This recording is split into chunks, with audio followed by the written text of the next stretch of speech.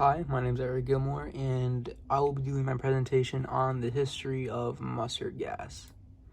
So first off, what is mustard gas? Mustard gas is technically called sulfur mustard. It doesn't come naturally from any part of the world, so it was made specifically for chemical warfare, specifically during World War One. It has a lot of different effects on the body and is one of the most deadly uses of chemical warfare that we've seen used in any war. So who made this? Who would create something like mustard gas? Its inventor's name is Fritz Haber. Haber was a chemist from Germany. He was widely respected by his peers as an amazing chemist and even taught at one of the most prestigious schools in Germany, the University of Karlsruhe. He also won the Nobel Prize in 1918 for his invention that industrially produced ammonia-based fertilizers.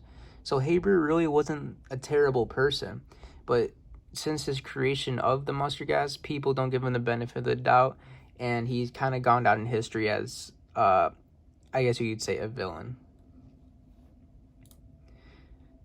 So mustard gas was first used in the Third Battle of Ypres, Belgium in 1917.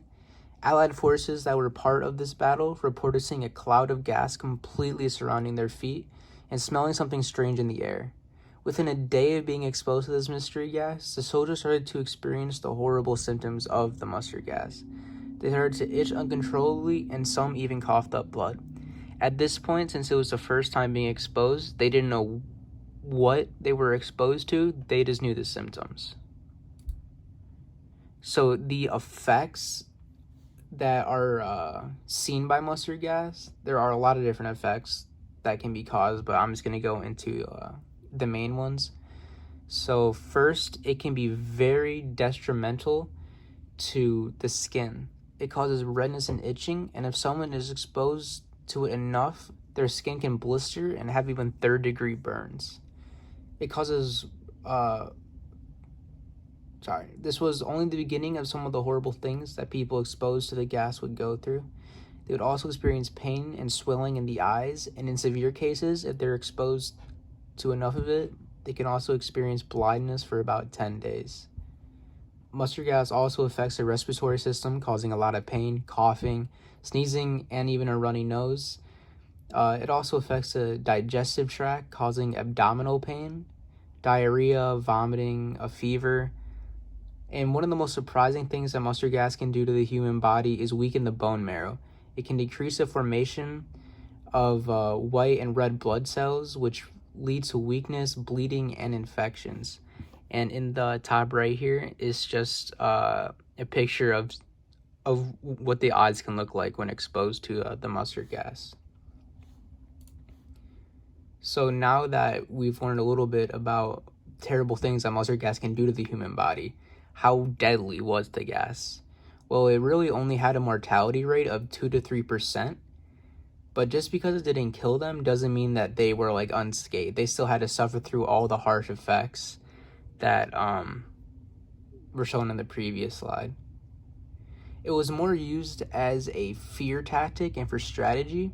What made the mustard gas really scary was that even when wearing a gas mask, you still wouldn't be protected 100%. It could still be absorbed through the skin and be very damaging. The Germans used mustard gas to stop the Allied forces from advancing to like certain points. And even though the mustard gas didn't count for a lot of casualties in the war, it still made up about 80% of all British chemical casualties. The picture shown at the bottom here is a really good depiction of the devastation that the mustard gas can do. So how was mustard gas ended? The legal use of mustard gas came to an end in 1925 when the Geneva Protocol deemed it to be a war crime. Unfortunately, even though it was deemed to be a war crime, and a lot of the major countries in the world agreed to this, there are still instances of countries using lethal gas against other countries and sometimes even their own citizens. So unfortunately, it does seem impossible to just stop the use completely of the gas, but the world has done its best. And here are my sources.